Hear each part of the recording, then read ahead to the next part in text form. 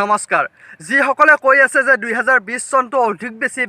বেছি বেয়া তেন্তে আপোনালোকক কৈছো যদিহে ইমান বেছি বেয়াৰ মাজত আছে এক মুহূৰ্তৰ বাবে হলেও আপোনালোকৰ লাইফটো জিংগালালা হৈ যাব যদিহে মোৰ এই ভিডিঅটো আপোনালোকে শেষলৈকে চাই কাৰণ আপোনালোকক মই এনেকুৱা এটা টিপছ দিব ওলাইছো যাৰ পিছতেই সেই কামটো যদি আপোনালোকে কৰে তাৰ পিছত আপোনালোকৰ এই 2020 চনৰ সেই মুহূৰ্তখিনি আপোনালোকৰ বাবে লাইফ জিংগালালা হৈ যাব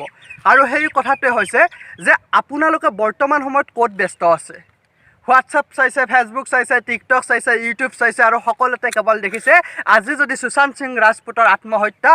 তাৰ পিছদিনা হয়তো কোনোবা এগৰাকী কিশোৰীয়ে প্ৰেমৰ জালত পৰি ট্ৰেইনৰ আগত জঁপিয়ালে আজি যদি কৰোনাত কোনোবা আক্ৰান্ত কালি হয়তো কিবা এটা হত্যা ধৰ্ষণ লুণ্ঠন এই সকলোবোৰৰ পৰা আঁতৰি আহক আৰু এক মুহূৰ্তৰ বাবে আপোনালোকৰ পিছপিনে থকা সেই পথাৰখনলৈ এবাৰ আহক আপোনালোকৰ পিছপিনত থকা এই পথাৰখনলৈ ওলাই আহক আৰু পথাৰখনলৈ এবাৰ যদি আপোনালোকে চকু ফুৰাই দিয়ক যি এক মনোৰম যি এক সুন্দৰ পৰিৱেশ তাৰ সেই পৰিৱেশটো দেখাৰ পিছত মই আপোনালোকক গেৰাণ্টি দিছোঁ আপোনালোকৰ মনটো ইমান বেছি ভাল লাগিব আপোনালোকক ক'ব বাধ্য হ'ব যে আজি লাইফ জিংগালালা হৈ গ'ল অন্ততঃ বহুত বেছি নহয়